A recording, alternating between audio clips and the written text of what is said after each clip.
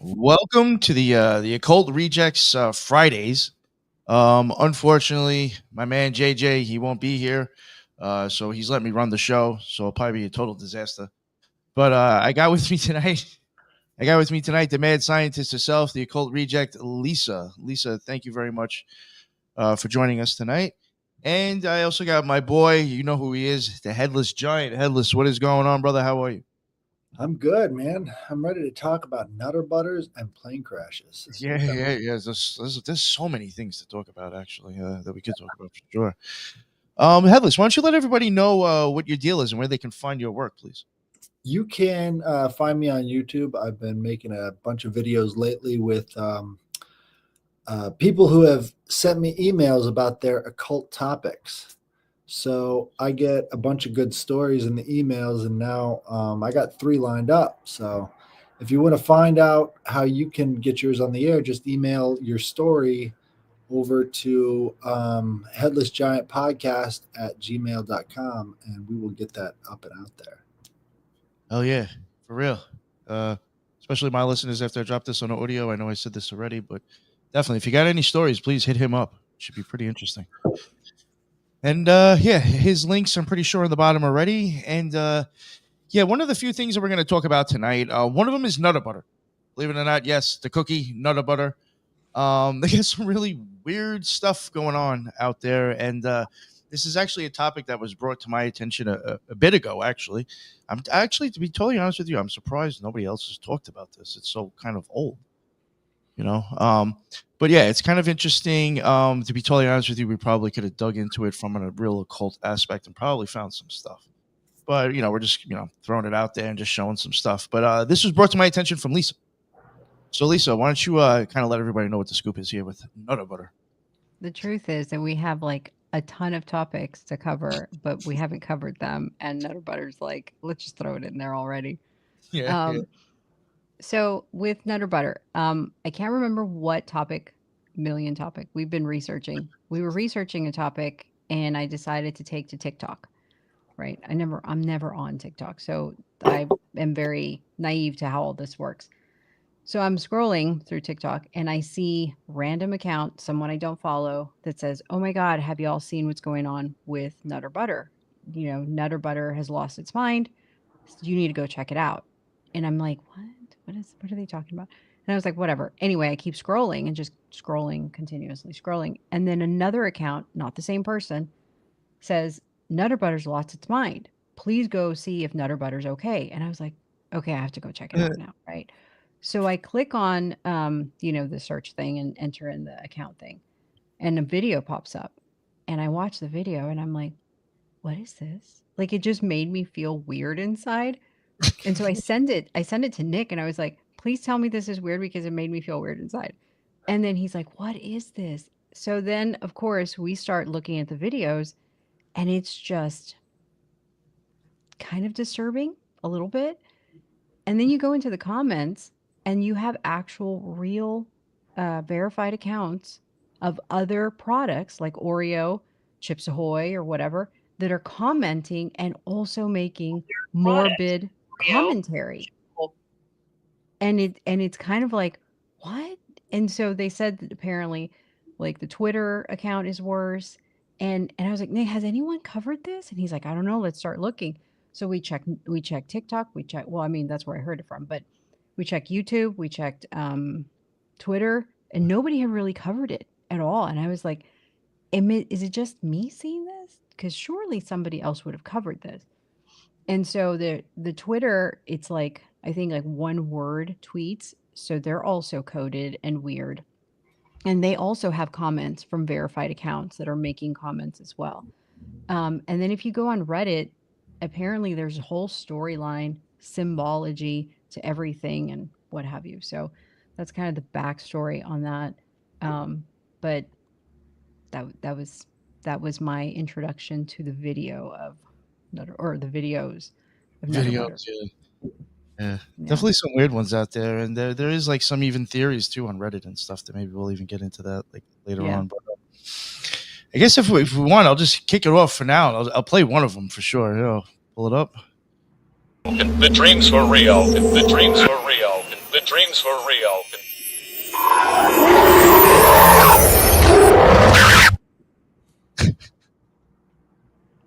I'll play that one more time. The dreams were real. The dreams were real. The dreams were real. The dreams were real.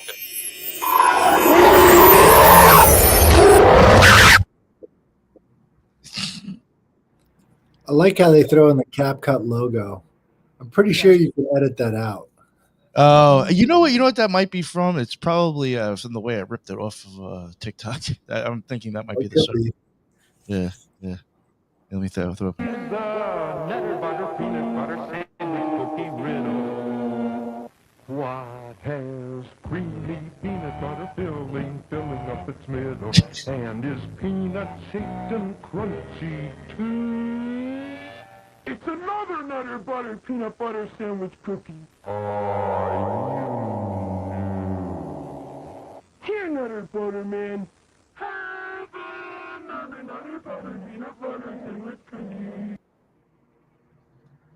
Yo, what the fuck is There's. Did you get one with a house and all that other stuff? that? Yeah, I do have Okay, that. okay. Yeah. This one up. I just play this one. What's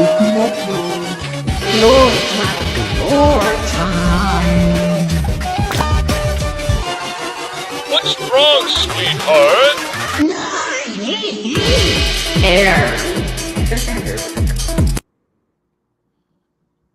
When I saw that one, I actually went through a bunch of them, wondering if they were going to like name the other elements or something. I was wondering what was up with that.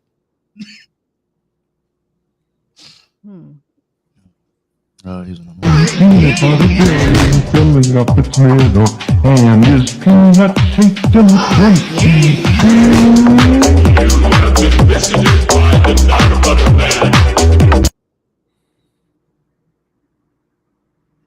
It's fucking weird shit. Yes. What's wrong, sweetheart? Here comes Nadia. Where's Nadia? Wow. Yeah, isn't there something even with that character Nadia? Wasn't there even a whole storyline behind that or some shit? You know, Hellas, you know what I thought was interesting that you had said to me when I sent you some of this stuff? And I had thought of it myself, very much Tim and Eric like. And I found it interesting. Yeah, I think there's a big crossover there between the same type of styles. So if you're watching the different transitions and how they time things out and how they slow words down, it kind of makes you feel uneasy. And so that kind of disorientation causes people to watch it for longer because their minds automatically are trying to figure out what they're missing, like why is this bizarre? And that feeling of confusion, I think, is really powerful when it comes to marketing. Especially if you look at Tim and Eric, the guys who made Tim and Eric, they were into marketing before they made that show. And they realized if you make things weird and bizarre, you actually draw more eyes for longer because nobody knows what's coming next. It's just kind of bizarre. So I think that marketing strategy is being used by a bunch of different accounts online, and they just keep one-upping each other to try to make the viewer feel uneasy at what they're looking at. Do you think there's actually there might be a cult science behind that, but it doesn't necessarily mean there's a cultism or cultists behind it. But do you think sometimes they are like in marketing, or it's called an Alice in Wonderland technique, I'm pretty sure. So the Alice in Wonderland technique is to make people feel confused and then bring them back to reality with the anchor word, right? So Nutter Butters would be kind of the anchor point. You're like, this product, but then they've changed it so much that it creates a sense of confusion. So I think it's related to the fact that the mind likes to have problems that are easily figured out, or maybe a problem will get stuck in your head. It's the same thing with a song. If you've got a song stuck in your head, usually it's because there's a part of the song that your memory can't recall. So it just plays it over and over again in your head, trying to remember that one part of it. The same thing works with a unanswerable mystery. So they're giving you this thing that you're trying to figure out. It gets stuck in your head, and then you end up going to the store and trying to find the Nutter Butters. It's a really effective marketing strategy if you think about it. So Lisa, you went to the store and you actually looked for the Yeah. Nutter Butters, right? So, we were watching some of these videos, and I think you had even told Teresa, I think, Nick, that you had like, hey, I sent it to Teresa. And we were all talking about it, I think, kind of, what back and forth. And I think somebody said, "Oh, it's probably a marketing thing, right?" And I was okay. Well, I'm gonna go check it out. So I went to a couple of grocery stores here, and it was literally hard to find Nutter Butter. Like I kept going up and down the aisle. Like, did they do away with it? Are they not selling it now? Like, did my city ban it because all of a sudden it's like weird? I mean, I don't know, how like things are banned now. And then no, it wasn't. It was tucked in, and there was like only 2 little tray boxes of it. And I was okay, if they're trying to up their marketing game, why isn't there more product on the shelf? Right? And I was like, "Oh, maybe this is just this one store." So I go to another store, same thing. So then I go out of town and I go to those stores just, to see if it's also there. Same thing. Like it was hard to find. It didn't have like a display or anything. It was like 2 or 3 little boxes kind of tucked into all the different, candy or not candy wood, like cookie sandwiches type deal. And so I told that to Endless earlier. What did you say? You're like, maybe they're like increasing what, like interest or demand? Oh yeah. Right. You would have the problem of people looking for the Nutter Butters and they can't find it. So Mm-hmm. it affects that same part of the brain. It's like, well, where are they? I mean, a lot of times in the stores, everything will be laid out by psychologists. So if you think about the most valuable shelf in the store, it's the one right at eye level with the kids. That's where they put all these sugary cereals. And each one of the characters on these sugary cereals looks directly at the children from the angle it's sitting on the shelf at. So they've got these things down to a marketing science. And to influence that using a social media brand, that wouldn't be too uncommon. I mean, what were you saying about Frito Lay and how they were using their flavor enhancers?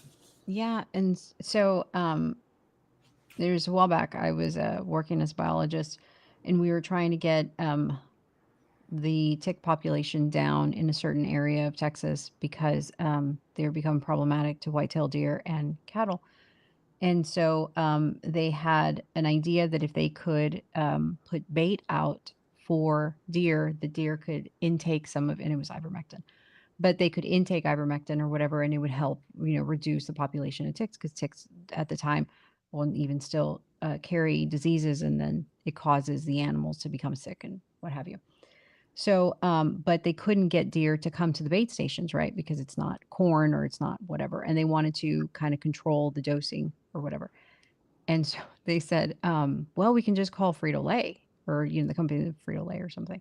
And I was like, Frito Lay, why? And they were like, well, because they have this whole thing with like smells and tastes that actually are addictive. And I was like, what? And they're like, yeah, they pour it into Frito Lay or potato chips or whatever. And not only do you finish the whole bag, but it'll have you, like it's psychotropics, it'll have you craving more product, such as, Fritos or potato chips or whatever, not only that day, but the next day and the day after. And then it'll change your gut bacteria to where the gut bacteria also craves it and will indicate to the brain, hey, I want, you know, Fritos again. And That I was is like, yeah, no. insane. We didn't end up using it, but I was like, that actually exists. I mean, I knew it existed, but I didn't know it existed like that. Like it was actually a tub of stuff that you could, I don't know, do a pour on or something. So That's yeah, insane. Think about how much they hated MSG back in the 1970s.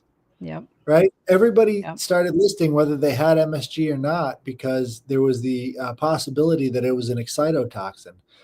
Well, that sounds like an excitotoxin to me, and nobody's talking about it because nobody knows it's in their Frito Lays or whatever. I mean, yep. Well, and I that's a think all powerful all product. all of the from what I understood, all of the sorry, fast food. I was like, what is that industry called? All of the fast food. That's pretty much the name of the game with them, in that they have these psychotropics or these addictive chemicals in their food stuff, along with everything else, right? But for people to come back for more. I mean, they work. They're the ultimate drug dealer. They work on the comeback. So I think they get, all these people hooked on. I mean, think about it. Say you have a McDonald's today, all of a sudden, a couple days later, you're like, I want McDonald's again. Why? You just had it. Like, you know what I mean? Like, Right. I don't know. Like, if your mom makes spaghetti, you're like, I already had spaghetti. I don't want spaghetti this week. Why would you crave McDonald's later on in the week? I don't know. It's just me. Think about the standard American diet for kids. That's what it is. They get you hooked on it early on, Yeah. and then you're always No, craving sure. it for the rest of your life. I think Nick and I had this conversation one time. And I was like, when you were a kid, you saw a kid bring in McDonald's. They were the cool kid. You know Right. what I mean? And everybody's like, "Can I have a fry? Can I have a fry?" And so it was also socially addictive as well. You wanted to be the cool kid at the cafeteria table that had the Happy Meal. So Especially our generation. I mean, that was always sort of like the thing is that was the flex on all the other kids. But Flex. I mean, there's a lot of intrinsic value to how you associate these things throughout the rest of your life. So you get that initial kick when you're a kid, you want to go back to it at least on some level. You've got those positive memory associations. for sure, for sure. Yeah, the Twitter. Sorry, not to interrupt you, Headless, but yeah, that Twitter account is weird. It's Yeah, very, I might very go odd, check it very out coded. now. Some of it's like one word tweets, and then some of the I think Oh yeah. like Wait, they tweet help several times I or know you something. I here. it's odd, very odd. The other thing is that there's a video. If you go, we're send all this traffic over to Nutterbutter on TikTok. Um, that I think it's a pinned video, and it's like a house, and it looks like there's been a murder scene. I have And to show that again. okay, I think I put it in the chat or Yeah, something. I have a bunch of stuff Um, still. oh, okay, I'm sorry. No, it's okay. Yeah. Um, but okay, so some of the Reddit post is like, I think the backstory is that the main character's name is Aiden, and I think he lost his son or his son died. Yes, this is Nutter Butter, like these videos. And he has a wife whose name is Nadia, and Nadia is the anagram for Aiden. So it's like, are they one and the same? Are they the same person, but they're married? I mean, what's going on? They had a kid. That's bizarre. Mm-hmm. Here's their Twitter account real quick. It's got Now, is I that know, huh? Well, the story, was that like the official canon or is that like a fan site? It's on Reddit. That's where I got it from. Got it. So I don't know if it's official, but I wouldn't be surprised. it was plausible for me. I was like, oh, that didn't even dawn on me. Yeah.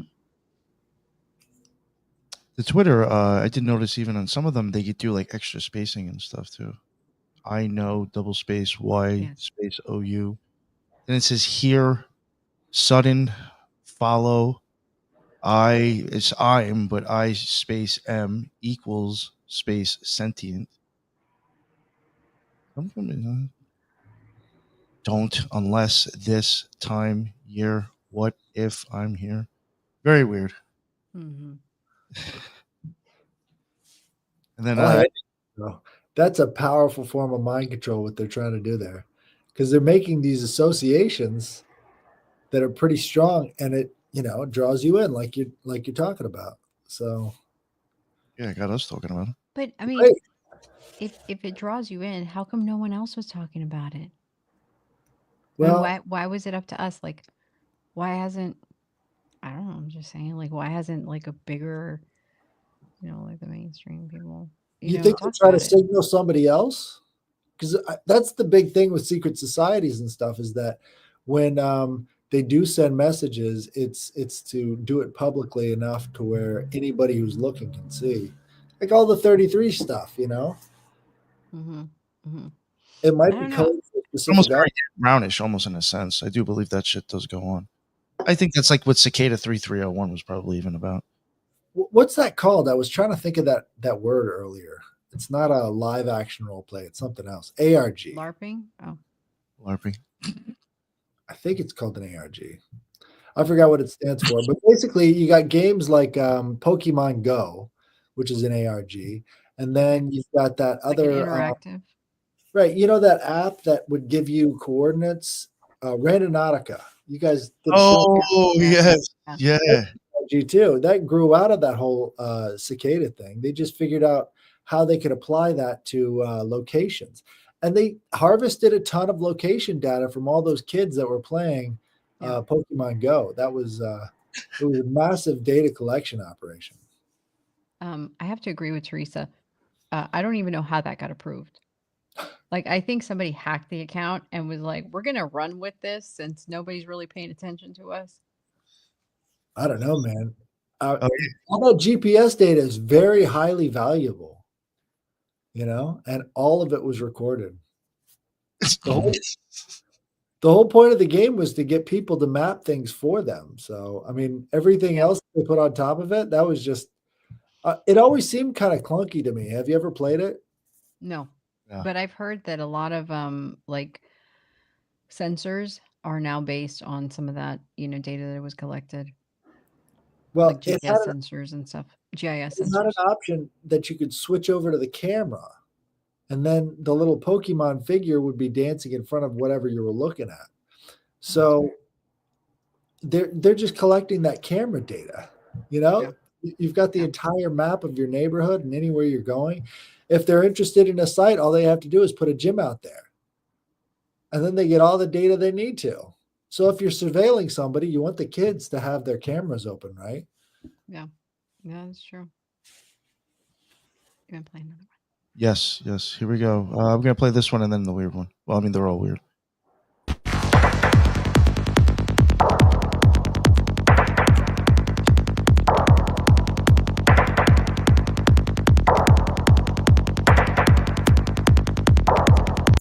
I'm just going to play it one more time just for the cats.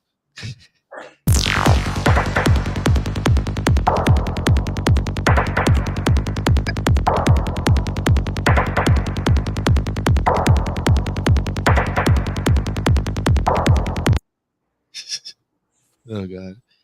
Here's this is actually, did you want to say something, Lisa? Yeah, I don't know. For me, it doesn't make me run out there and go and get Nutter Butter. Especially the one with the house thing. It was so gross. I was like, I mean, okay, so I went and bought one, right? Eventually, because I was like I looking did. for I it, got him. right? I I was got like, him here well, with I me. found it, so maybe now I guess I'll buy it. And Yeah, worked on me. I bought some. I got some. It's funny. I bought some the day I thought we were doing it the first time. Yeah, because we're gonna do a whole show about it, right? Yeah. We're gonna go. Anyway, sorry. All right, here's another one. This is like kind of the creepy one. That's it. They're not creepy already.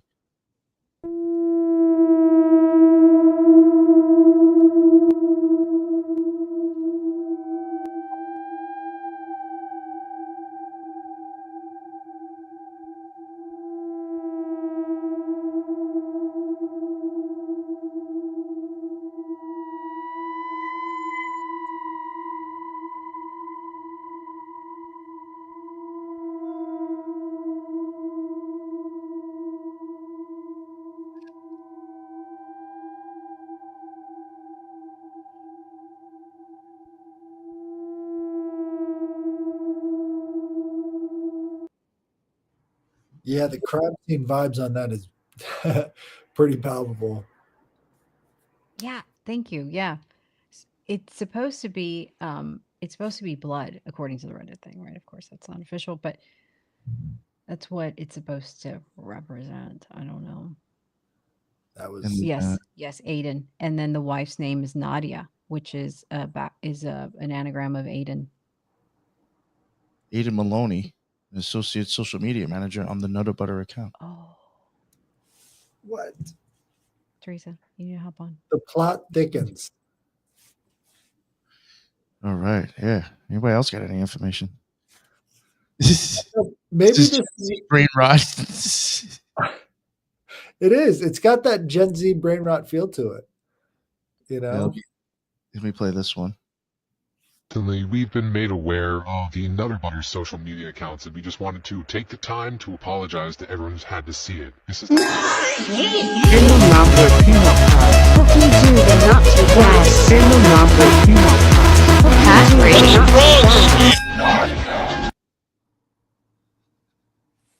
Wow. That is nerve-wracking. And then there's this weird one that I took snapshots of. This one. So you do see it does change. It's interesting.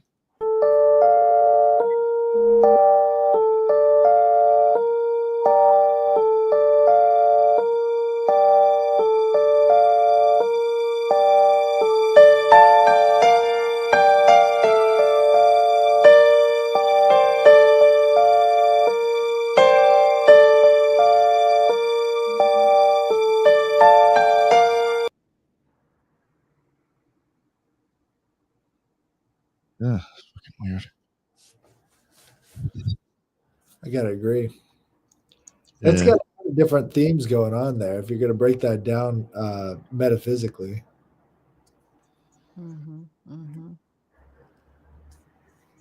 It's to me, it's just creepy. Like, yeah. I'll pull this one up and then I'm done with them. we've been Oops, wrong one. Here we go. No.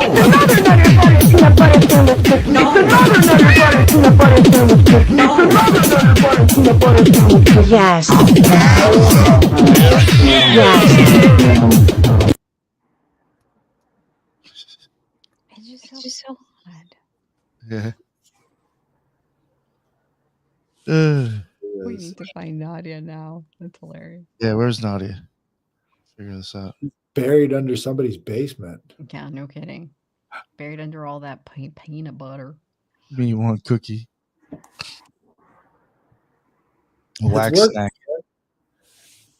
All I'm gonna say is that if all of y'all go out and buy some Nutter Butter, tag us, because you heard it here first.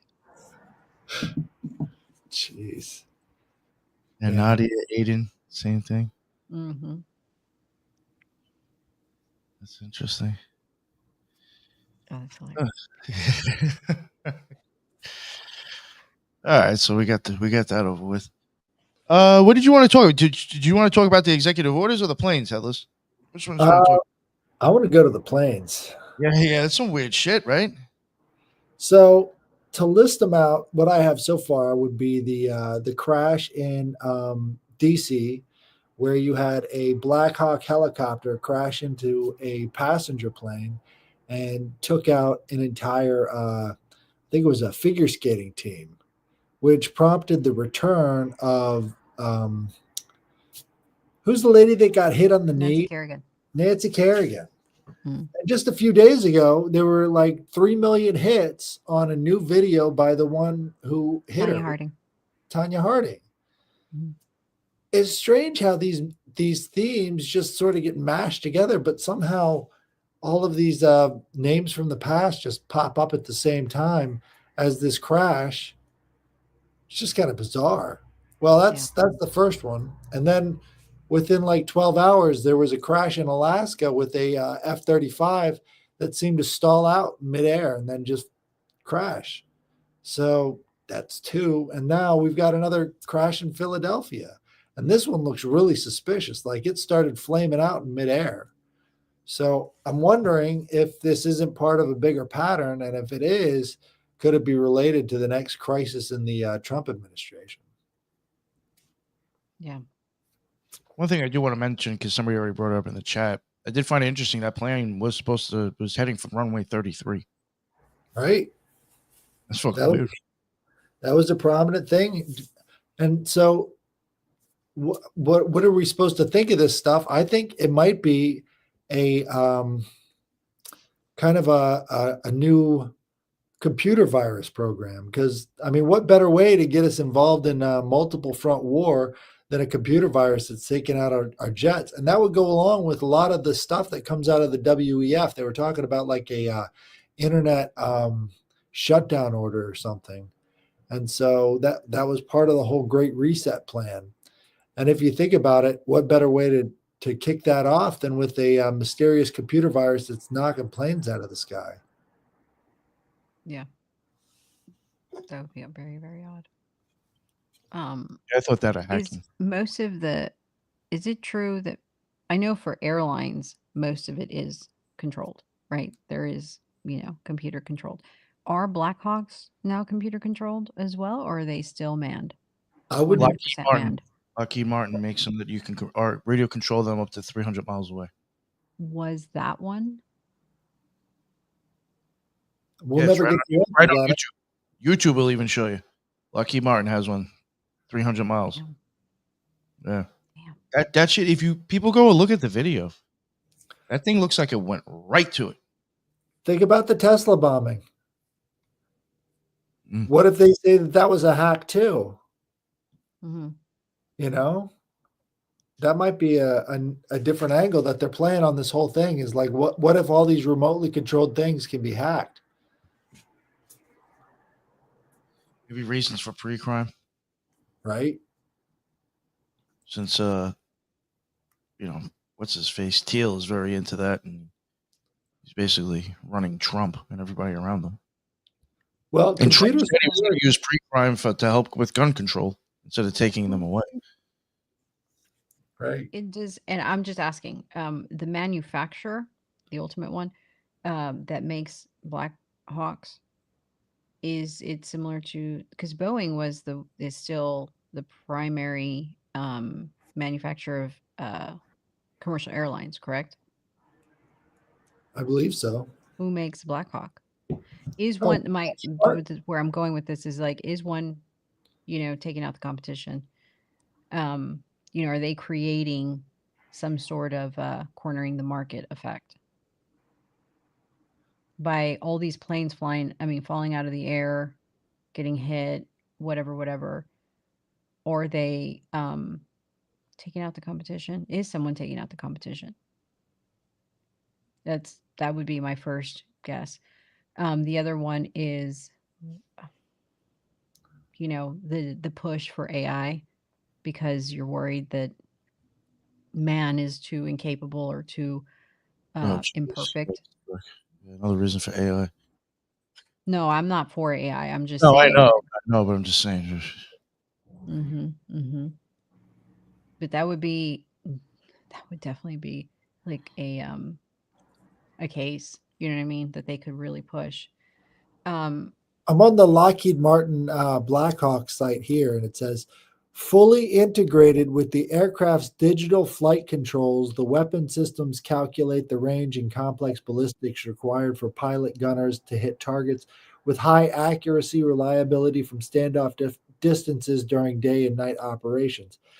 That sounds like AI controlled, like partially integrated with the human component, but you got a lot of that stuff going on right now with targeting systems, and why not flight controls as well? I mean, that's what they're talking about, digital flight controls. Right. Mark, Nick and I were talking about that, whenever you first mentioned it, or we first were talking about it, I was like, I'm calling it assassination for sure. I mean, because you look at, I don't know, I just, armchair one Monday night quarterbacking over here, that if you look at the flight path that is on Twitter, right, you assume that that's correct. It looks like there's enough time to deviate away, but it also looks like one turns into the other. And it also looks like correct me if I'm wrong, the helicopter hit it perpendicular. Like it wasn't even just some people are, maybe whatever. No, it was right. If I'm not wrong, if I'm not mistaken, straight to it, man. It looked like it was just like, yeah. Like if anything, like not for nothing, the way it looked. You know how some people are already trying to pull it off that the pilot was a transgender person. Right. Yeah, that was the. If anything, it could see it being suicide and done on purpose, and everybody's mind fucking it now. But I was that was a big story. That lady came out and said that she wasn't the pilot. that lady Yes. guy thing. Mm-hmm. So Oh, that he- was Took a Twitter. big story. Yeah. I mean, But that's a pretty big fake story if you think about it. There's a lot of moving parts in that one, and so they got that one through, and then the person showed up, and there that whole group of conservatives were like DEI hire or whatever, right? And I so saw you've that. got these two different angles sort of converging right here. So I think there is a significance to what's going on. I can't really put my finger on it though. Oh, Hey, oh, we got a shit. I First, yeah, I forgot. I actually yeah, added some Tara. shit to the channel. Oh, that's awesome. I was gonna say that I saw a clip of the Donald talking about how he had written an executive order to have the hires of traffic control or FAA or whatever to be of the highest standards. And I'm like, aren't they already? Like I thought they were. I right. mean, and okay. And then I think he went on to say something like um, that I guess in the previous administration they had opened it up to not discriminate against mental health. And I was like, did they though? Like I'm just asking. I wasn't there. Like I'm just asking. All I Um, know is that the Biden administration screwed up the skies worse than anybody I've ever seen. I mean, think about it. Since COVID, has flying gotten any easier? Has anything gone back to normal when it comes to no, flying? That no, whole situation is totally fucked. So why wouldn't the FAA be fucked too? that's true. But this is gonna I mean, this is really gonna hit a dent to flying, don't you think? Yeah, big time. But I mean, at this point, I think there's a much bigger decline going on in this country than what anybody's talking about. And I think a lot of this stuff has to do with that because a lot of people, a lot of competent people were taken out by COVID. Yes. And what are you left with? Who are these people? And they're always hiring and firing anyway. So what's the training program like? The entire bureaucracy is falling apart because there's a competency crisis. None of these people are any good at anything. Didn't you hear that they had like some sort of issued statement that the problem with what was happening with the Black Hawk being in the airspace or the same airspace was a continuity of government training situation. That was one of the And first stories that broke, right? yeah, yeah, 'Cause they yeah. said that the doomsday plane was in the air, and it didn't make a lot of sense, but I don't know if it was in the air or not. It Again, was a these whole are lot of nothing. right. These are stories that just dropped and then, went away with no other explanation. I think we're gonna Mhm. see a lot more of that. It could be that Alice in Wonderland technique, where you create confusing situations, your brain gets, conflicting stories, and then all of a sudden, whatever comes last is the thing that people go with because, you know, there's just too much out there. It's also called flooding the zone, which I think takes us a little bit into that, Donald Trump situation because Donald Trump's entire strategy as he started this race or as he started his presidency is to flood the zone with as many things as possible so that the media can't latch on to any one thing and create an outrage culture of it. So these executive orders are a really good example of that. He signed so many of them in the first day that none of these liberals know where to start because each and every one of these things they want to use lawfare against. They've got the lawyers on staff. They're ready to go, but you got to have some sort of public outrage. And if they can't control their own media, there's no public outrage. So Right. he's keeping up a pretty intense pace as far as like criticizable things going on. Is it true that they brought out a desk and a chair to his inauguration and he signed everything there? It looked like WWE. He's out there right on the podium signing these things and holding them up. It really Yeah, helped. it was ridiculous. Dude. It's Right. such I mean, I know it was, and even when I was watching, I was like, that's kind of funny. And like, if you're a Trump fan, that shit, you definitely ate that up. But it well, really is. It's just a dog and pony show. the amount of theatrics that's Yeah, going on, it's ridiculous. it's a little much. I'm That's why he's sorry. doing it. That's exactly why he's doing it because he wants to get as much negative press as possible in very, very diffuse areas so that nothing sticks. This was a Steve Bannon strategy. Is he wanted to flood the zone with as much bad stuff as possible, just on the surface level, just to make the guys freak out, feel uncomfortable, right? Yeah. Which everything he's doing is to make them very nervous. No, and he's definitely, he knows his audience. He's Right. definitely catering to his audience. He is definitely crowd pleasing his audience. But then this is still a show. I mean, Right. it always has been. I'm sorry. I'm not saying it's not. I'm not surprised, but it's just so in your face that it's a show. Yeah, but it's So a different technique. I mean, anything to sort of displace the thing that we've got going on right now. I mean, at this point, the things that he's done to please the audience mhm, have really pleased the audience. they have. You know? Yes. Yes. So Yes, they have. I'm not saying everything he's doing is good. Obviously not. You got this whole what's this called? The Stargate, Operation Stargate, where he's paying out like hundreds of billions of dollars for AI or AI, Vs. We can't even say it anymore. Yeah. What were you calling that? The cross? Oh yeah, the injectable crucifix. Yeah. Oh, that's hilarious. Yeah, because it does look like a crucifix. And it fits. It's a religion, man. You heard the recent interviews with. Okay, so they're trying to confirm RFK in the Senate right now, Okay. and each and every one of these sold out senators is coming at him about the injectable crucifix. Like Senator Elizabeth Warren, she gets out there on the floor and she is like grandstanding that if he gets into this position, he's going to start suing Big Pharma. And won't somebody think about Big Pharma? We have to consider that these injectable crucifixes are getting into each and every child all the time with no delay, or else, they're going to die, obviously. It's that serious. And so she's saying that if he sues them within the next 8 years, that he would be liable for that. She wanted to have him make a commitment to that. Don't sue the manufacturers of these injectable crucifixes for at least 8 years, because they know how bad it's going to be once the lawsuits start flooding into them. Without the 1986 law that made it illegal to sue, injectable crucifix manufacturer, they've been avoiding all lawsuits, and there have been a ton of lawsuits. Yeah, you can't sue them anymore. Right. No. But you're right. Elizabeth Warren, I was like, man, the end of the month's coming. She must want that check. And she worked for it, and she performed very well. She should be getting a really nice check today. As a matter of fact, it's the end of the month. Huh? It was $845,000 she had gotten from Big Pharma. They've already tracked it out. They can see how much these people are getting paid off by them.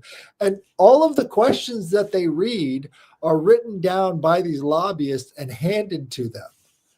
Yeah. I mean, I want people to realize that for a second. This is not the words of Elizabeth Warren. That was written on a piece of paper and handed to her to say. Yeah. That's how archaic this system is, if you think about it. Liz, I don't know if you're old enough. Just saying, I don't know if you're old enough, but I remember when liberals were hippies and were against Big Pharma. Hugely against Big Pharma.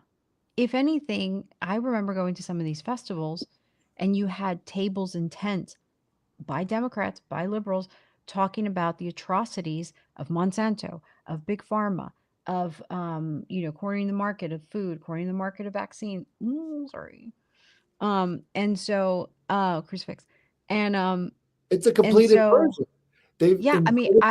I remember that. And I don't understand. Well, I do understand, but how it flipped, and they were the first ones in line. Hook, line, and sinker. But then you look at the conservatives. I will admit I hold on to a majority of conservative values. I want very limited government. I've always been that way. But what the reason I say that is because now you're seeing how they want to absorb Greenland, Canada, and Mexico. Wouldn't that mean more government? I thought as a conservative you would have a want for being less government. Right. None of this stuff means anything.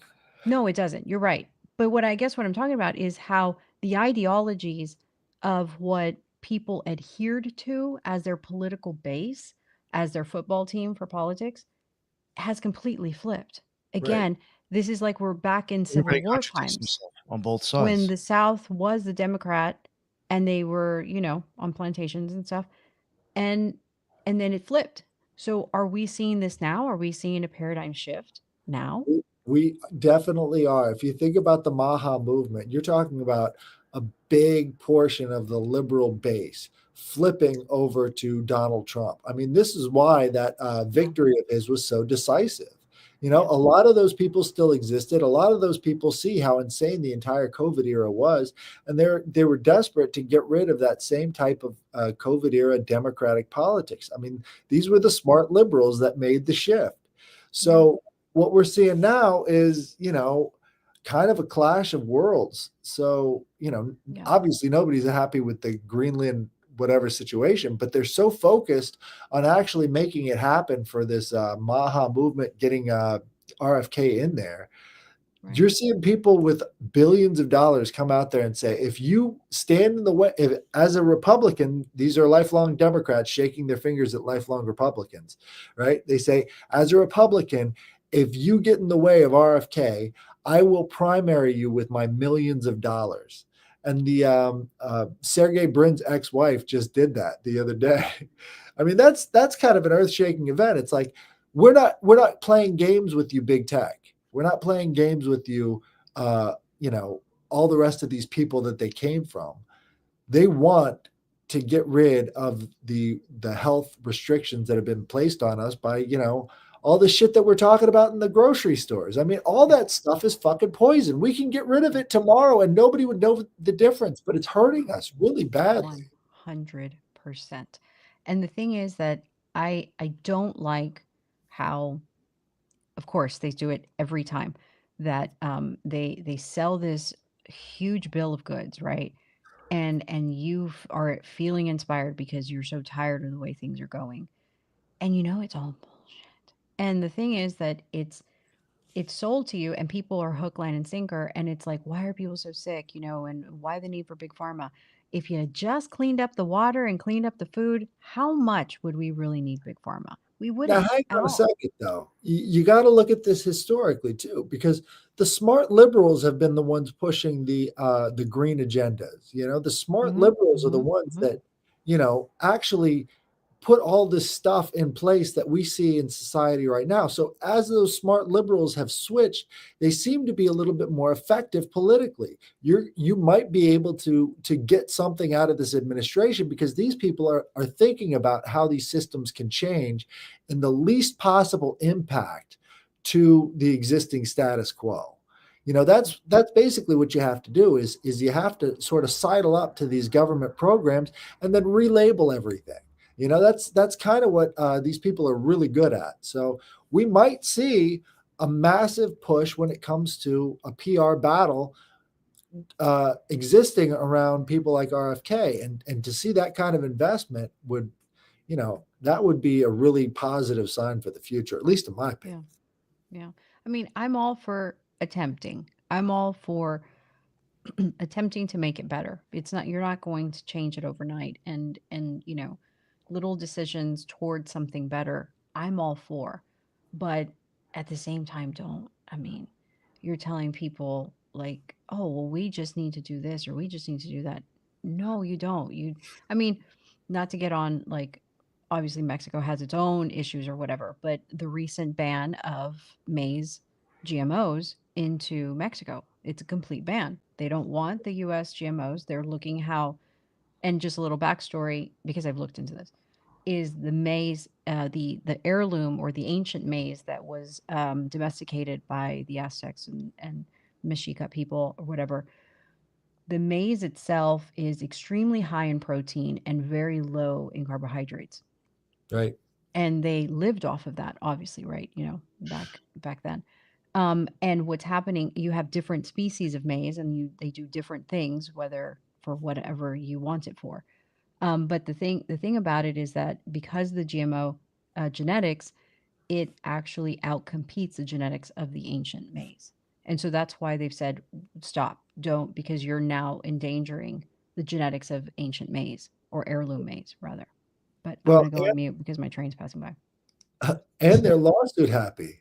You know, all these GMO companies come down there and they try to take everything over with lawsuits. You know, that's not something Mexico wants. That's lawfare coming from the United States to try and, you know, get land across the border. I wouldn't be surprised if China tries to try something like that too. I mean, we're the ones who export a lot of food to China, but at the same time, you know, they're trying to make moves on the agricultural level as well. So who knows? We might be a net importer from Chinese food pretty soon, which would be disgusting. I mean, could you imagine? But you know, I mean, any sort of collapse in the agricultural market, that's not going to be good. And you see all these massive, you know, factories burning for the past what 6 years. That's not good. I mean, Yeah. meat processing plants, all the rest of these places supposedly catch fire. How do you catch fire at a meat processing plant? That doesn't make any sense. There's a lot of meat packing plants in the US that are Chinese owned. I don't know how many of those caught fire, but I do know, I don't understand how other countries can own something like that. Oh, sorry. Wait until you find out about the toll roads. The toll roads around Washington, D.C. are all owned by an Australian company. So they just take the profits and ship it to Australia. Why? What the fuck is the point of that? Don't you want a domestic company that can actually repair and rebuild the site around it? No, they just offshore that shit. It's like, is this the level of theft that we're willing to put up with?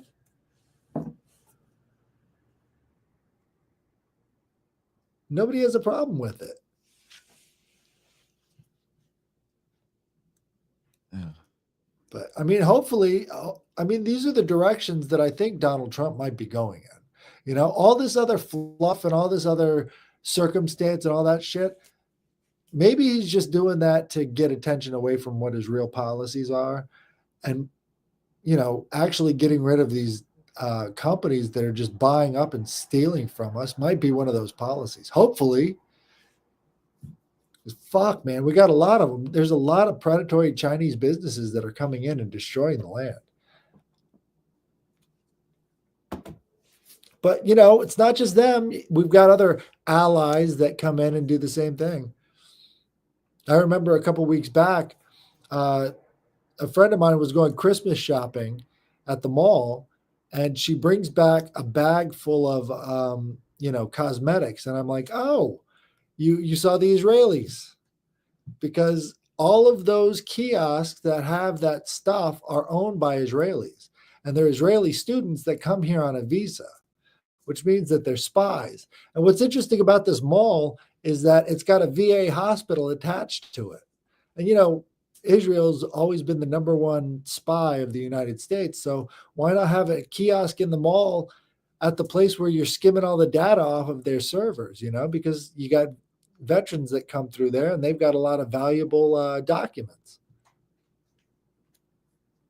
What I was going to say about so many things I wanted to say. With the Mexico thing, I wanted to insert this, a couple of tidbits. Is you're talking about foreign companies, and you know, I left off on the whole, you know, Chinese owned meat packing plants, and it depends, you know, whether it's chicken or poultry, beef, pork, whatever. One of the things that I've heard, again, I won there, I don't know, that a lot of the factories are now Chinese owned in Mexico, and they've moved in to these areas. Another thing that I've heard is that majority of the resorts in Mexico are Chinese owned. As a matter of fact, I know a couple of friends of mine that are Mexican, and they said they were going back because that the pay was great at some of these resorts, and that there's no crime because they don't allow crime to happen around some of these resorts. And I'm thinking, wow, you have that much pull with the cartel to like not cause, you Yo, know, this whatever. place, real quick, I just want to say in Mexico and DR, both time. Well, I've been to Mexico only once, but the one time I went there, and one of the 2 or 3 times I went to DR, They actually had people that they paid to stand out there with guns around the fucking resort. I Yeah. was like, yo, there's motherfuckers out there with AK-47s. Like, if you went to go Mhm. walk around at night, like, I went to go smoke a joint, so I walked around the place like 12 o'clock at night. If you start, like, veering off the path and start getting close to where, like, where it ends, you'll see dudes out there with guns. Yeah. I was like, holy shit, they're really out there. Like, I had to go see for myself. Yeah. Yeah. So, I had to press the button, like Headless says. Yeah. Yeah. Speaking of hired guns, another segue. Still talking about the market. That I had heard that avocados from Mexico, we got into some war with China, economic war, in that they were outbid. They wanted full rights to purchase avocados from Mexico, and they didn't want them to sell them to any other country but China. And I think we predominate the market in terms of the demand for avocados. And the kicker was that the amount of avocados produced by Mexico, they cannot keep up with the demand for avocados from the US, in that it is more profitable to sell avocados than marijuana or cocaine.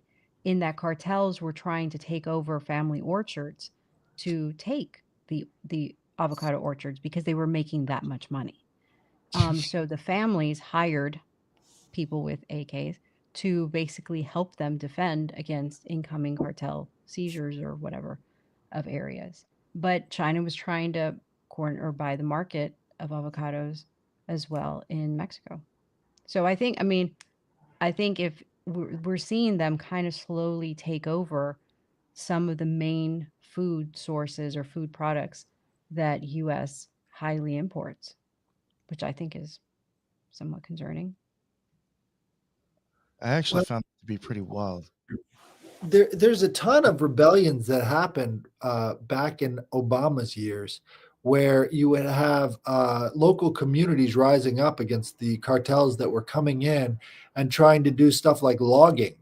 So the cartels will take over a town because they're a logging town, and then at this one, I believe it was Michoacan, I'm not sure, but there was an uprising of a town where they wouldn't allow anybody from the cartel or the government in because they had Mhm. to take over the local uh, gun.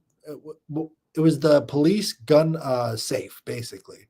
And Okay. so they raided the police gun safe, and then all of the citizens armed themselves and guarded the roads, just like you were talking about. And they wouldn't let anybody from the government in, and they wouldn't let anybody from the cartel in because they Yeah. just took over the local police department. They got rid of their mayor. That was the first thing they did is they ran him off, and then basically they just raided the police station, and now they've been independent from the rest of Mexico for the last like what 15 years. That's very interesting. I'll have to look into that.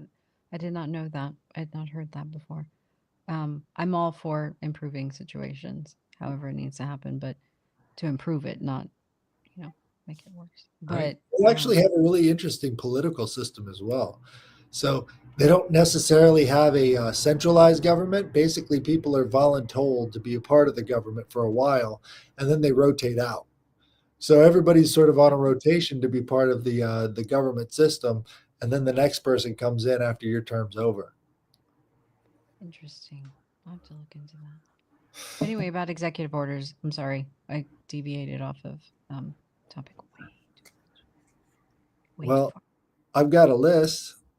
First one he did was ending the weaponization of the federal government. And that's where he's saying you can't use the federal government as a tool for political policies. That's definitely a reference to how they treated the Hunter Biden story, because that was definitely put out there. And the very first thing he did was he revoked all of the security clearance status for the 51 former CIA officials who signed that. He just said right off the bat, you're never going to work as a intelligence official again. He had the authority to do it. I think that's a really positive step. I don't know about you guys, but that's huge. That's their path back into the government after Trump's gone. So what I had read, again, I don't know how true it is because I read it. what I had heard was that a majority of people that had worked for the government, having that level of clearance, you really don't ever not have that level of clearance. And these people were leaving for jobs in the private sector, right? Yeah, the private sector. But not just private sector, like I'm going to go sell real estate. Private sector, meaning like they were working for Lockheed or Northrop Grumman or something like that, to go make more money. Nothing wrong with that. But as somebody that worked in the federal government, not me, but them, in that and you have that level of clearance, and then you're going to go work for Northrop, that's a little bit of a conflict of interest because they have private contracts. But if they have private contracts, maybe that's why you're kind of still affiliated. They don't go to work anywhere other than Washington, D.C., because as soon Right. as they leave, they get hired by Northrop and then they stay there as a lobbyist. So Right. they're just going right back to the same government people and selling the same contracts.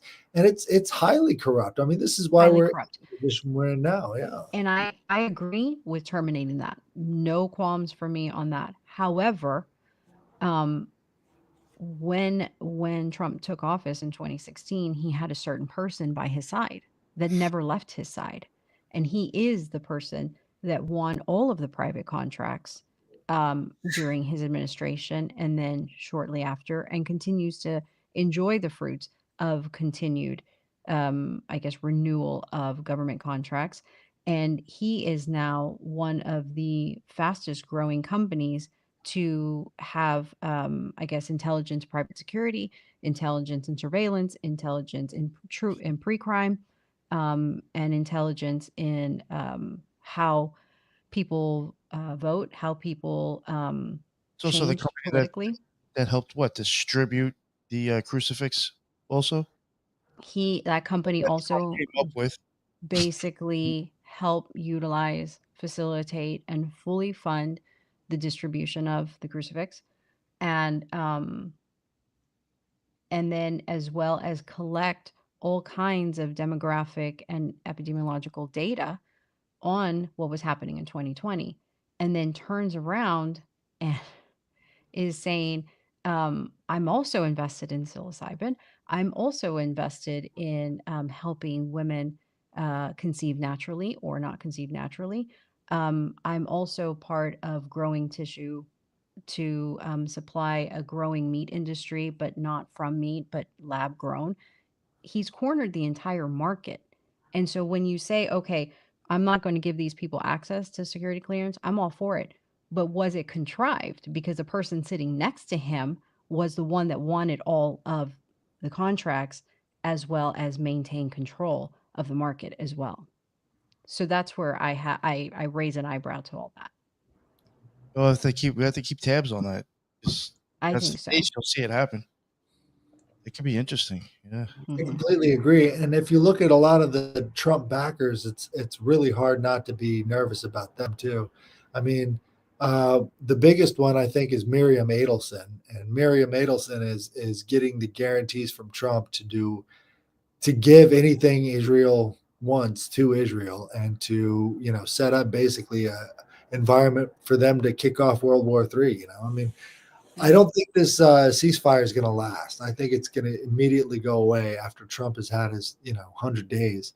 And the way that it's set up, the ceasefire is it's 16 days for the first part and then another 16 days for the second part. But Israel got a clause in there that says that they can revoke all ceasefires at that 16-day mark. So we haven't hit that yet, but that could be when things really kick off, and then Trump steps in and does a bunch of crap for Israel.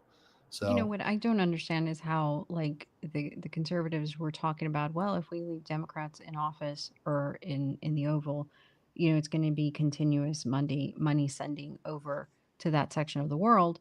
However, again, the same person that was sitting next to Trump the whole entire 2016 and continuing on is is deeply invested monetarily in Israel. Mm. And so That's right. it's going to Doesn't he be help worse. ADF It's or going to something? be There was way something. worse. Yeah. He's done work for them over there too. That's right. Yeah. Yeah. That's And so if anything, about he that. has a software pre-crime software that was first developed in Israel with Israel scientists. And I say that, I don't say that like as, that it's their fault or anything like that. That's not what I'm saying. What I'm saying is that the ties are there, in that when the conservatives were using that as a ploy to kind of argue against, it's not a valid argument, because that person developed software that is now being implemented here in the US in certain cities as a trial for it. And the actual technicians are from there. So it's just odd. It's very, very odd to see that. Well, I mean, that brings up the whole issue of AI again. I mean, I think the fact that Larry Ellison is now seems to be integral part of the Trump administration. He's the founder of the Oracle Corporation. Mhm. Oracle was created by the CIA to Mhm. have databases for James Jesus Angleton's memory, because his mind was starting to go at that time, and he knew the ins and outs of every part of the CIA.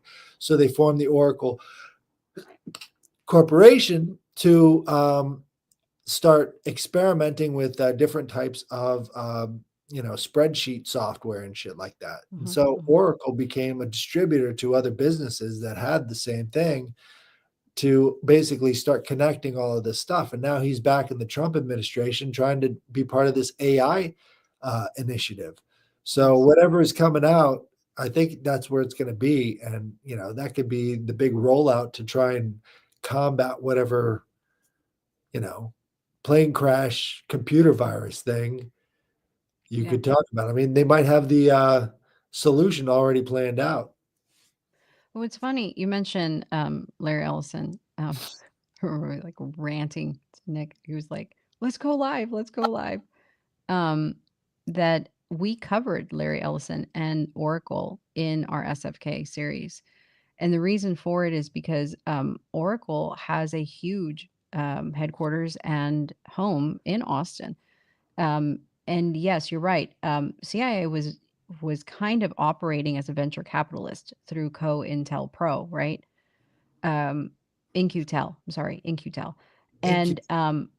And their first project was called Operation Oracle, and they hired Larry Ellison, and I believe he was working for a company out of Colorado that now fully, I guess, is involved with Lockheed, Northrop Grumman, all those people. But he worked with the CIA in certain projects such as those. So when he started his company, he named it Oracle after that project that he was involved with while he was working for the CIA. And so now, like you said, exactly, Oracle is a software mining company to where it mines all of people's data. Um, Sorry, apparently I have ambulances back here. They're coming for me. They hear me talking. Um, and so they mine all this data, and they know, like, they can track locations. They were tracking likes. They were tracking how much people were spending time in certain websites and what have you. And they've been sued several times by people that they were collecting their data and following them, like legitly following them. And so when we brought them up with SFK, it's interesting because their headquarters overlooks a section of Ladyburg Lake. And it is a section of Ladyburg Lake where they have found several bodies floating. And so it's almost like, how much more do you need of I don't know. It You know just about the seems a little accusation, odd. Larry But Ellison too. well, and let me insert this one. Right before they found Riley Strain in Tennessee, Larry Ellison had announced in Austin around the same time period, either it was a week before or after, that they were moving their headquarters to Tennessee. I'll just leave it like that. Well, I guess it was his stepsister or sister, claimed that he sexually abused her for like 20 years. And he denies it, but I mean, come on, the guy's a weirdo. He said some really out there transhumanist stuff, talking about people being Yes, he does. replaced by AI and all the rest of this stuff.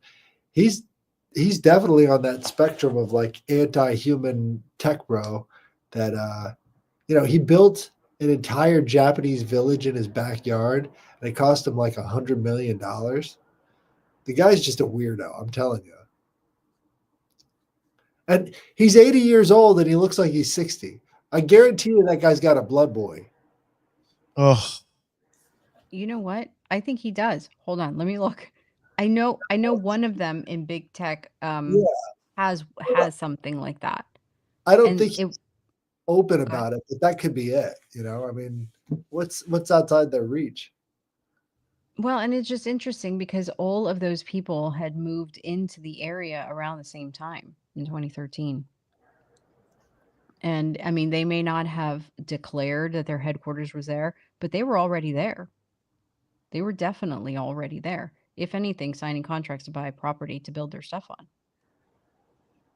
So, Yeah, I mean, Oracle might as well just label itself U.S. Corporation Oracle or something. I mean, it's pretty obvious they're tightly controlled by the U.S. government, but basically every U.S. firm is nowadays. Anything that's a major international brand is so tied in with the government, they're almost indistinguishable.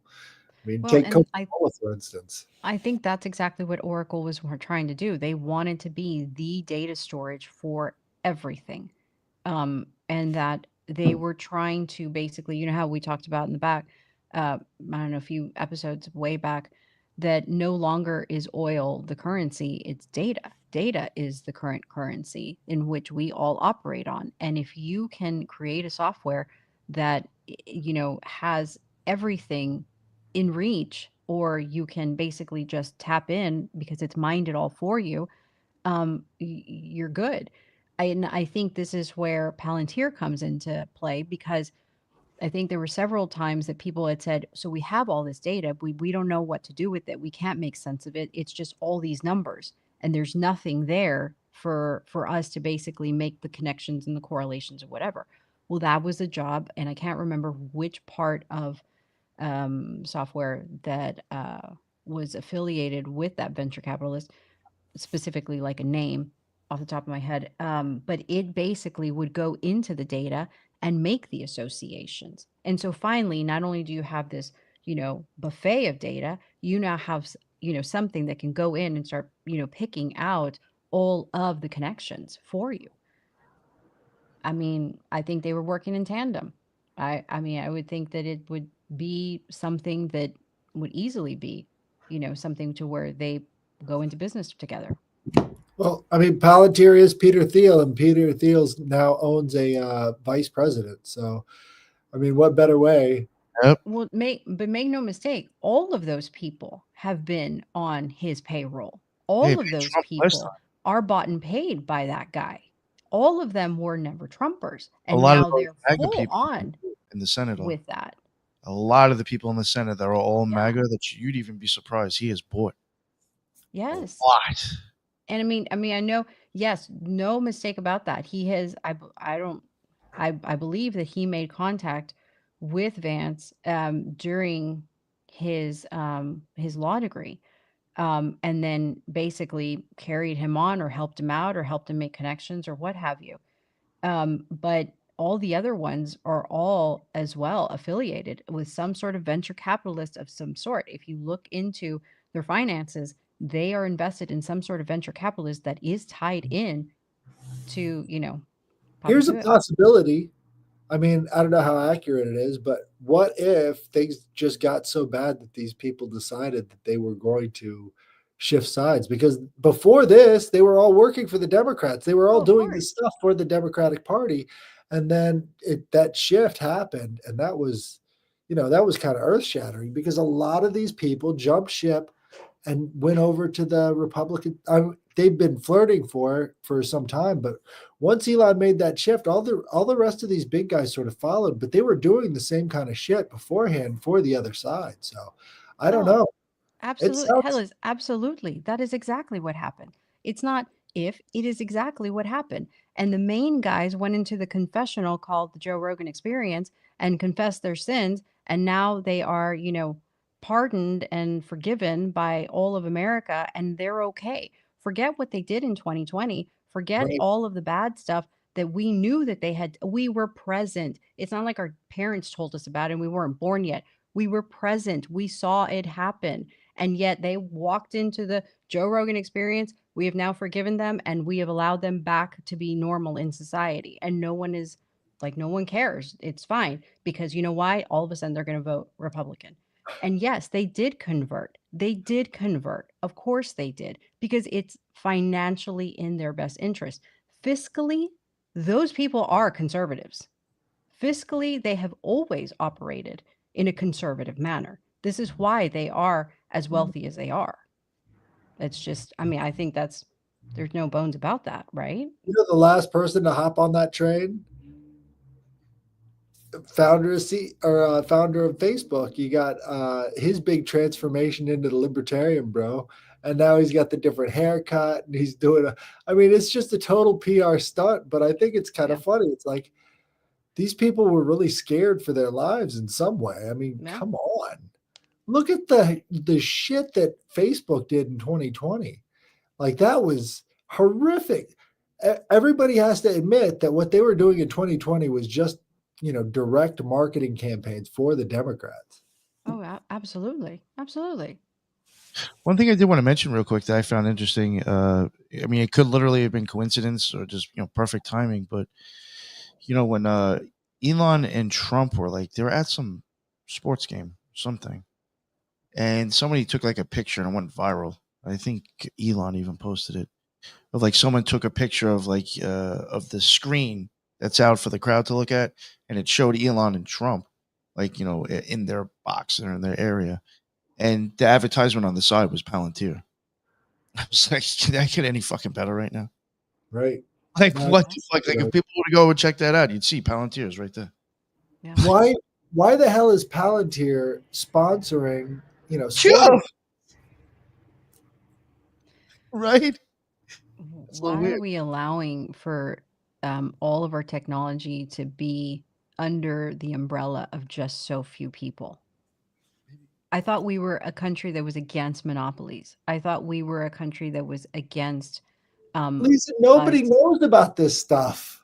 Like, you and I, we probably listen to a lot of the same things that give us, clues as to what to look up and the rest of the stuff. Like in the 1940s, you've got the Macy conferences. All of this stuff is really tightly controlled around Princeton University, and a lot of these elites came straight through there. I believe that, Princeton still has In-Q-Tel offices at the facility. These people have been involved with the shaping of big tech from day one.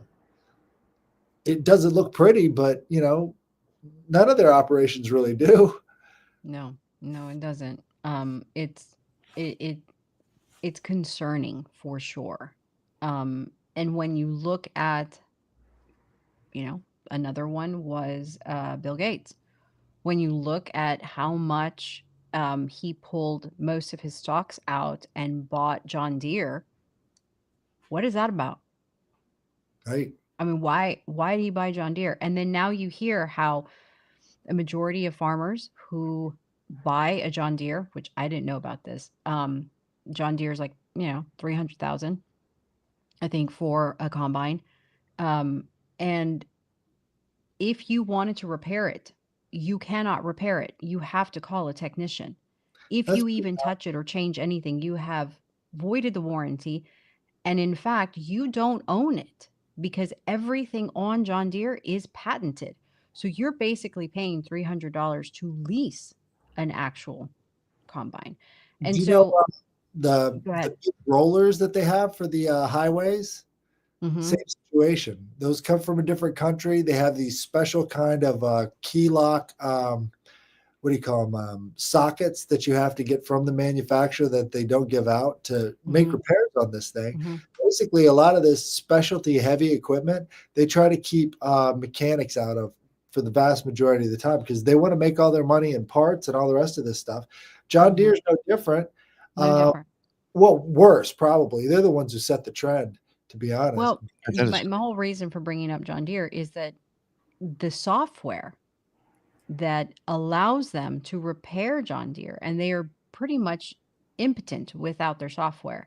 It seems a little bit coincidental that the software gets implemented somewhere around the time that Bill Gates bought it. That's where I'm going with that. In that, Right. not only are you polluting our food and our water, you now have also put your fingers into this as well.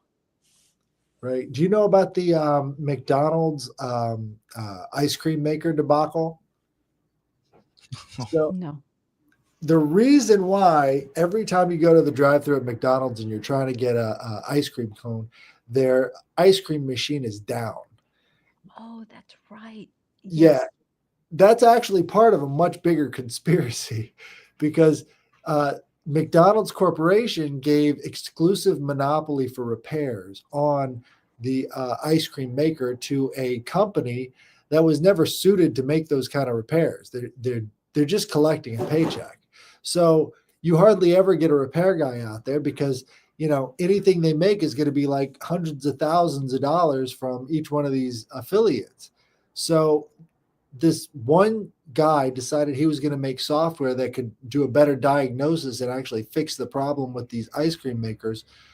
Decided to make open source software and throw it out there to people so that they could figure this out and fix it themselves, because this was highly encoded repair material.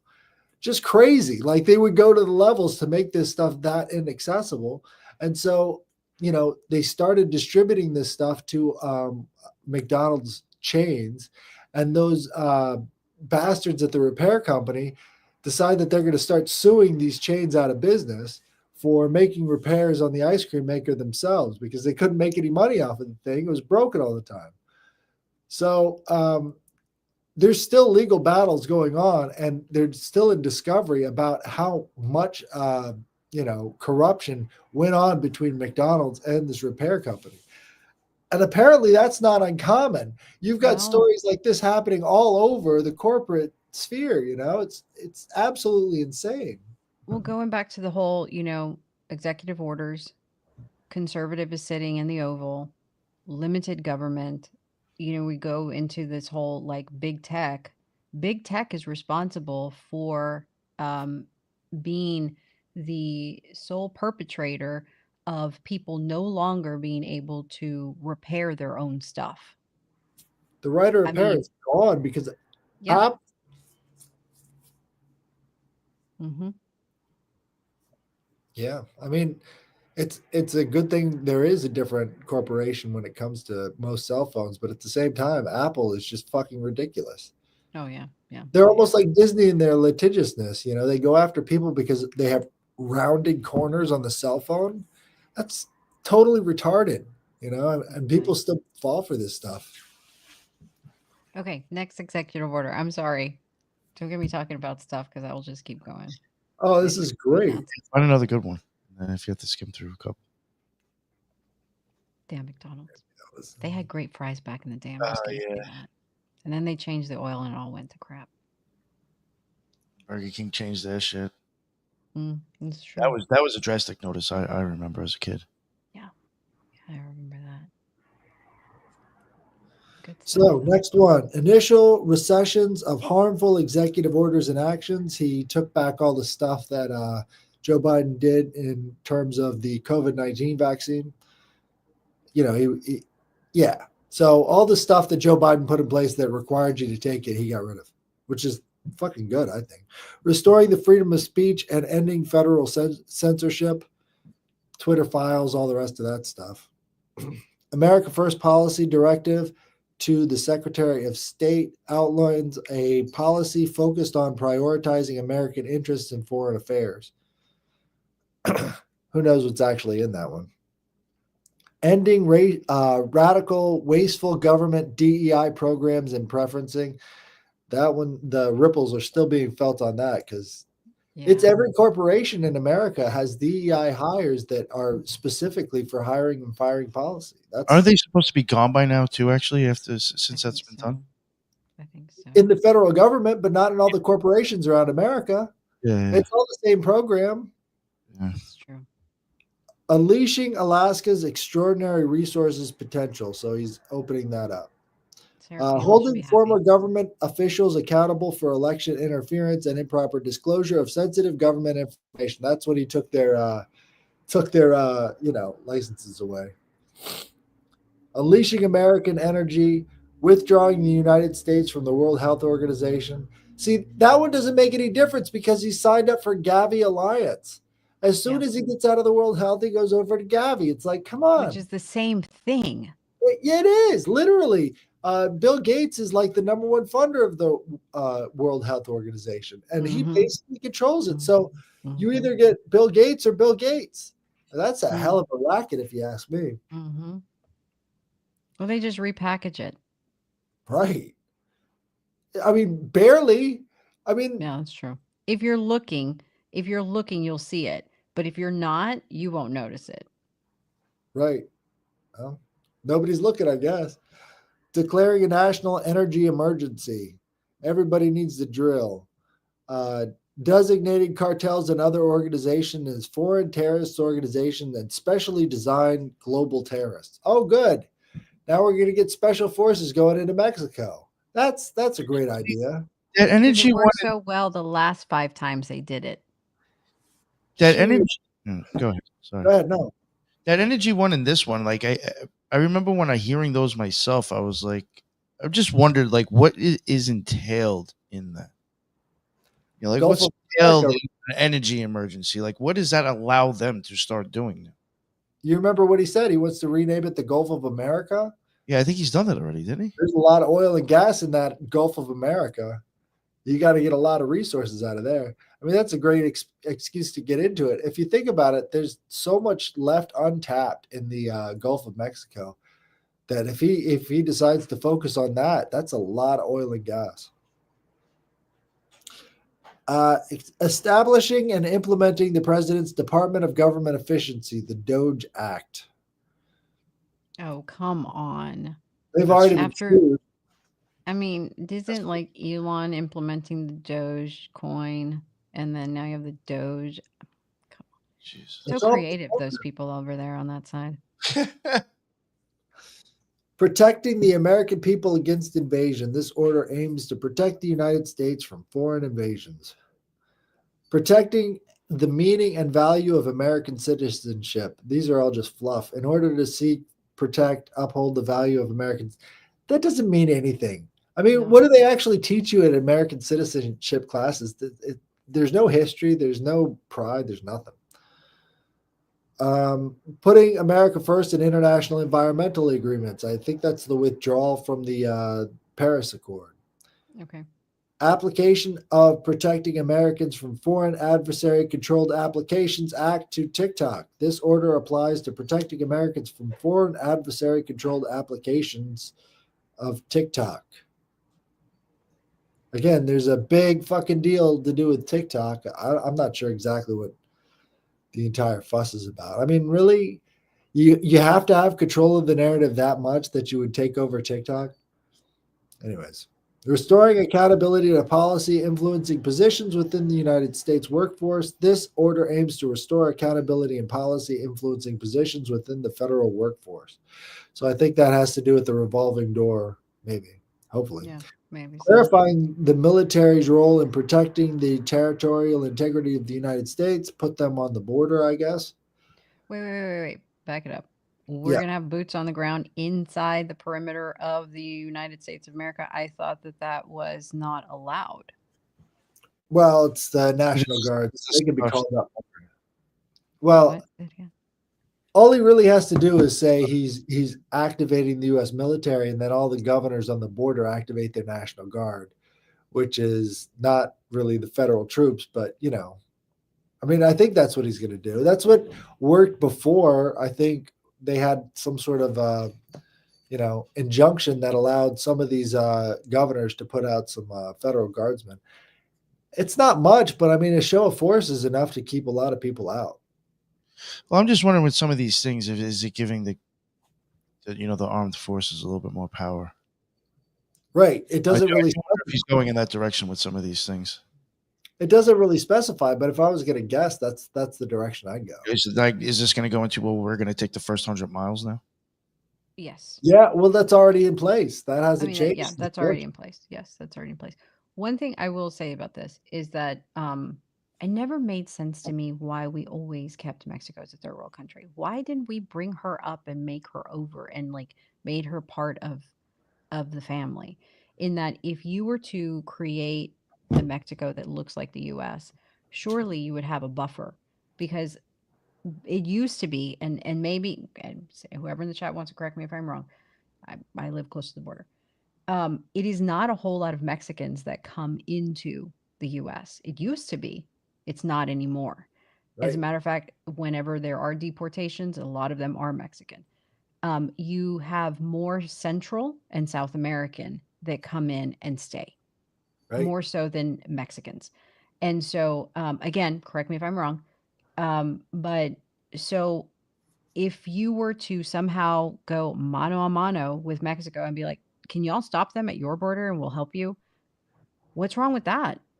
If anything, you're The creating answer- some sort of a buffer, all of right? these cartels are laundering black Oh, ops. 100%. 100%. I agree with you. The word on the streets, the word on the streets is that you do not cross the border unless the cartel has said so, because you have to pay a toll to the cartel. So if no one can cross the border without the cartel's knowledge, then apparently it is a controlled system, Right. right? Somebody's controlling it. Right. So there is a territorial dispute between the CIA and now U.S. military. Maybe this is the self-licking ice cream cone we need. You get a nice war on the southern border. The amount of natural resources and minerals that exist in just Texas would be enough for the country to want to take seizure of lands by eminent domain, for other private corporations to come in and buy that property and mine it all. Mhm. That's Right. true. Well, who knows? I mean, a hyper privatized society would be pretty scary right about now, because we're in Yeah. foreclosure. I mean, how much debt can Agreed. we handle? That's true. That's true. But anyway, sorry, didn't mean to. No, it's absolutely true. I mean, I've had a sinking suspicion ever since Ollie North and the idea of the blue list, red list. What was that operation or something 1984? Rex 84. Oh, Oh, yes, Rexy. asteroid, wasn't it?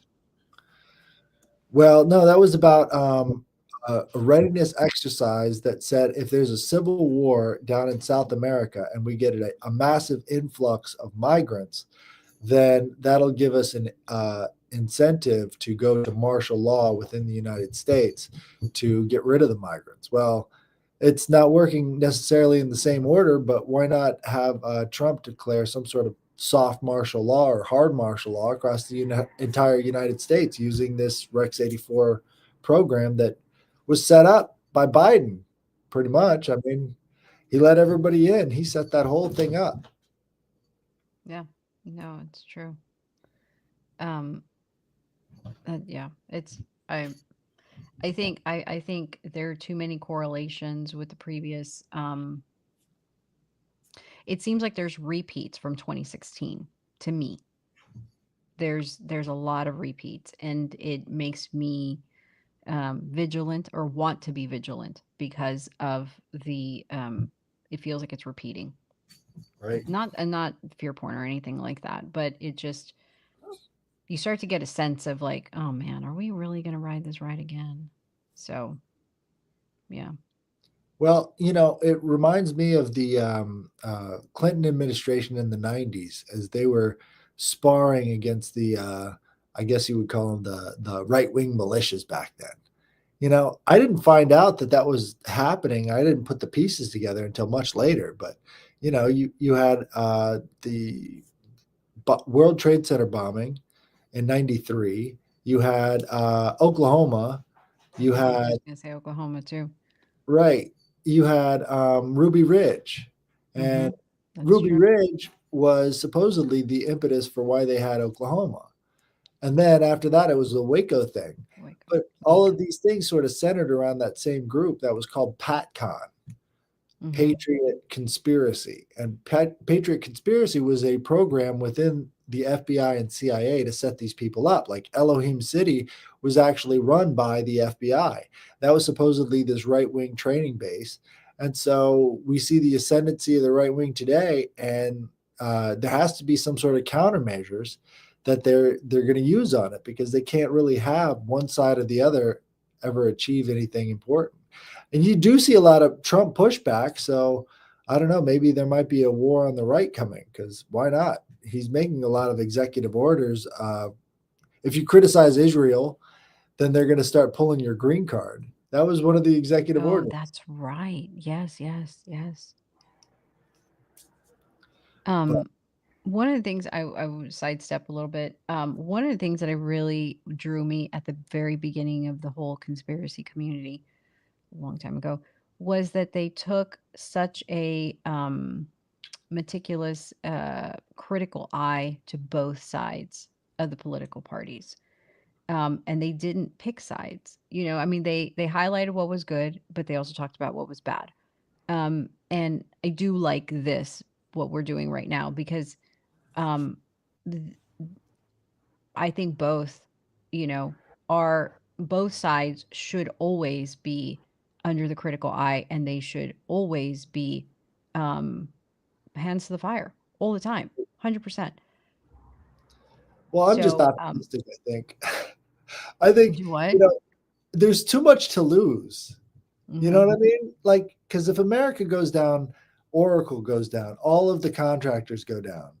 And Mhm. I mean, we're facing down the death of the dollar right now. If Yeah. if the dollar dies, all of these American corporations go with it. So I could see why they would get serious about switching sides, while at the same time, they're not to be trusted. But if China and Russia get together, that's it for the US dollar. There's no more hegemony. All these corporations have to pay back this massive debt. It would be the worst financial collapse ever. And we're on the precipice of that with all this, conflict going on in the world. So there could be a genuine shift over to Donald Trump, because they don't want to see everything they've worked for their entire lives just evaporate. And I get, like, rightfully so. That is the most common sense thing to do if you were looking at it from a financial economic perspective. Absolutely. I don't fault them. I mean, I'm not like saying that, whatever, but that's why they did it. It's not because they care. It's not because they have a benevolent heart and they're, bleeding heart people, for the benefit of, maybe they are. I don't know. I'm not there. But at the end of the day, I think they're always going to make the decision that is most economically beneficial for themselves. Absolutely. I think But that's so do we. I mean, that's the other thing. So do we. Time. Right. Both Yeah. could be true at the same time. And I think this could be the shifting of lines is you've got these unethical people willing to make that shift, but there's no reason not to consider that in everything that they do, because that's who they are. At the same time, that could mean more efficiency, because if you get in their way, what do they do? Yeah. Like there was that recent whistleblower against Sam Altman. I don't know if you were paying attention to that story, but the whistleblower, he got his brains blown out in his apartment, and his mom, was calling the police over and over again to get them to do an autopsy and to actually check in on him. And they lied to her several times. I don't know if you guys watched the interviews. The kid was out of California, right? Right. Yeah, I remember that. That's That was sad. And the mom is still asking to reopen the investigation. She does not believe. She just put on Tucker Carlson. Oh, I'll have to check that out. But so there's a lot of attention being paid to it right now. I mean, she's been on a bunch of big shows right now, and a lot of people are putting pressure on the San Francisco government to actually do their job. smart liberals do get activated by that shit, you know? I mean, we might find out that Sam Altman is behind. No, Sam Altman is the one that had the problem with his sister. I got him confused with Larry Ellison. Oh, oops. Yeah. Sue me, whatever. Sorry, Larry. But yeah, so Sam Altman is the one that supposedly abused his sister for 20 years. So, you know, he denies it, and I guess there was a huge payout. But at the same time, Sam Altman and OpenAI are muscling into the Trump administration. Of Who course. knows what's being, you know, traded back behind the scenes there too. All of these tech bros are terrible. Isn't Vance's wife? She was the official litigator for Alphabet, which is Google. Alphabet was getting sued. I can't remember. I had it in my notes somewhere. Alphabet was getting Larry sued for Ellison. something, and she was their official litigator and won the case for them. So she, Larry- again, cross pollination here. Right. Larry Ellison sued Google. They were having a problem with Google using their interface. And so that was actually a big story in the early 2000s. So there's a lot of animosity, I think, Mm-hmm. to be bubbling to the surface. That's what I like to see, though. I you know, take these people who hate each other and smash them in the same room, see what they come up with. Or make them eat with the common folk. Right. You know. Who knows? I agree. There's lots of good and bad that can come out of this, but all I know is we got to stop these planes from falling from the sky. What is? Oh yeah, right. Another crash while we've been talking? I feel like there should be. It's a weekend at Bernie shit with the planes falling on trains next. Right. Well, I can't help to think that it's a distraction. I'm sorry. I know everybody always says that, and it's so cliche to say it. I understand that, but dang, I mean, weren't we saying it's pretty quiet out there, and now all of a sudden it's like, yeah. things are falling out of the sky, Chicken Little. And like somehow aren't they blaming Trump for this already too? Yes. Of course, yeah. Shit. But does anybody actually? I mean, there's never been a collapse like the Democratic Party under Kamala Harris. I don't think we've fully realized that yet. I mean, everything they're doing is amateurish. Nobody buys a fucking word they're saying. You know, nobody takes them serious anymore. I think that's really important to point out. They've lost so much power. They have to fire the script writer. Right. For sure. Yeah. Hire the one from Nutterbutter. You have a better shot with that. See how I circled that back, Jen Psaki? Just kidding. There you Yeah. go. Jen Psaki, boy. Circle back. She's never going to work again. Who wants to watch this? No, Hey, it was horrible. Have you been paying attention to the sale of MSNBC? Because that's actually going forward. They're selling is it? Who's Yeah. buying it? I'm not sure. Probably another big media conglomerate. You know, that's how they sort of work. And what the hell is an MSNBC anyway? How is that relevant to today's society? Nobody watches that. Sorry. Right. It's That like was the B team of the big media propaganda guy. It's literally the B team. It got started based off of the idea that you had this MSN network, which was Microsoft, obviously. And so MSNBC was supposed to be this extension of the Microsoft network website. And when that didn't work out, they just turned into the most ultra liberal news network that you could possibly imagine. How did that happen? Another one.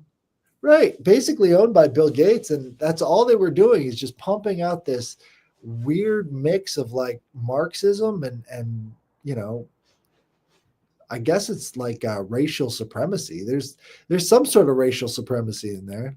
Like, what the hell was that identitarian movement anyway? I mean, you see it kind of fading out, but like it was very strong in a lot of people. Maybe the big pharma needed another place to launder their money, so they created MSNBC. Clearly, I mean, all of those commercials that say, you know, brought to you by Pfizer and all the rest, that hasn't stopped. You know, No, and it's not going to. It's not going to. Right. No, don't they own the companies? Is that, you know, at least they're the middle person. A lot of them. I mean, that's the whole point of putting your advertisements out there. You basically own the company at that point, because all you have to do is say go left and they're there. They're the sole advertisers. So I'm old enough to remember that SNL had a skit when the first uh, pharmaceutical commercial started coming out and listing all of the side effects. And SNL had a skit where they were saying your eye falls off or your hand falls off or whatever, whatever, and it was like super funny. And then now you hear the freaking symptoms and nobody bats an eye, Right. or not the symptoms, the side effects. Sorry. Yeah. Oh, Right. I still hear them. I don't know what's wrong with other people. Like your Mhm. very first risk is always death, and it's always a psychoactive substance. You know, take this brain trainer so that you can have less fat. It's like, no, what? What are these injections? Do you know anything about the biochemistry of the injections that's supposed to make you skinny? What are those called? Oh, Ozempic? The Ozempic. Ozempic, yeah. Sadly, no. I don't know the chemistry. I know that they are for diabetics. But initially, they were marketed for diabetics, and I believe it helps with the glucogen and glycogen and glucose pathway. So it's manipulative in that regard. That's all I know about it. Sadly, no. Well, you've got the angle that, having these injections every couple of hours or something, that can't be good for you. And None of that's good for you. right, it's just the whole idea of it. It's like you're going to get super super thin super quick, so you're going to have a bunch of skin everywhere, and Oh, that's not going to be good. And then as soon as you get off the Ozempic, guess what comes back immediately? Mm, All the weight. mm. So you got to stay on it for the rest of your life. And I remember during the Biden administration, they had a council that was looking at making Ozempic for kids and just solely marketing it to overweight kids that are, That's horrible. yeah. screwed up. Now they got to stay on Ozempic for the rest of their lives if they want to stay skinny. That's the perfect scam. But again, hopefully people like RFK can do something about that, because I know he spoke out about how horrific this Ozempic council was. Yeah, no, I mean, how about just let the kids go play outside instead of Nintendo? And maybe they'll take less adipose tissue into their adult life and be just fine. Well, the less injectable crucifixes and artificial food they get, I think they'll be better off when it comes to the weight department. Yeah. Yeah. You know how the body deals with toxins that are put into it? Fat. It encases them in fat. Yes. And This we're is all why fat. this is why when you were trying to lose weight, like effectively, diet and exercise, standard type, tried and proven, or what tried and true and proven. Um, and you can't lose the last 10 or whatever. A lot of some of these, what's it called? Whatever they're called, bloggers, whatever, talk about, all these ways of flushing your body.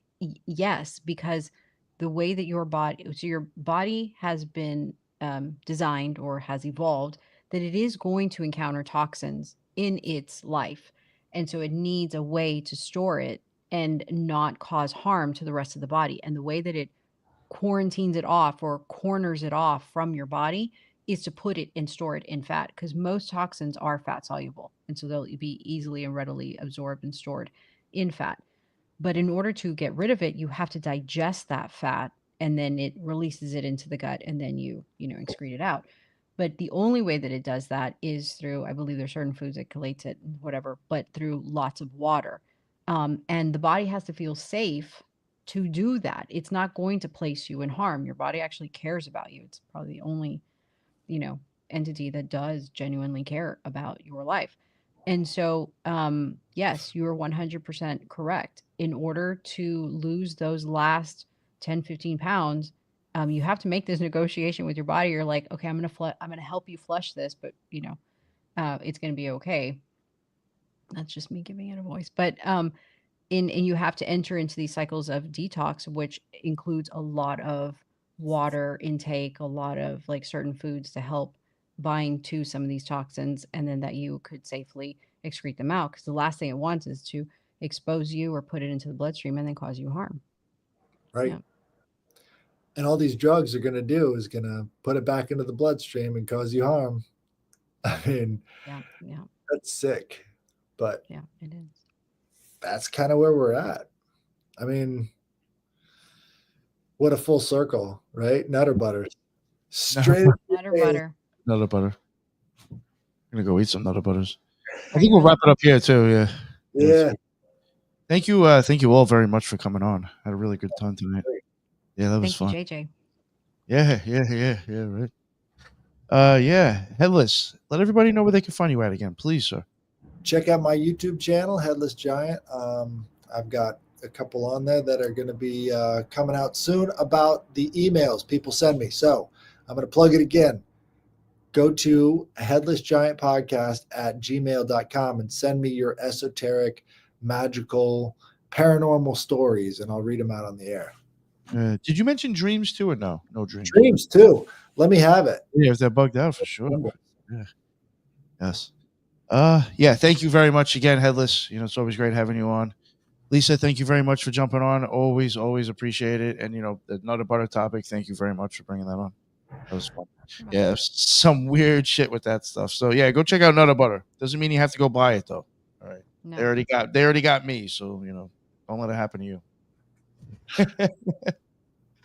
Thank you everybody in the chat. That's what's up. There's a lot of people in there. And again, I think we'll have JJ back, I think, next week. So yeah, this is another Fridays. And I guess until the next one, everybody be well. Later.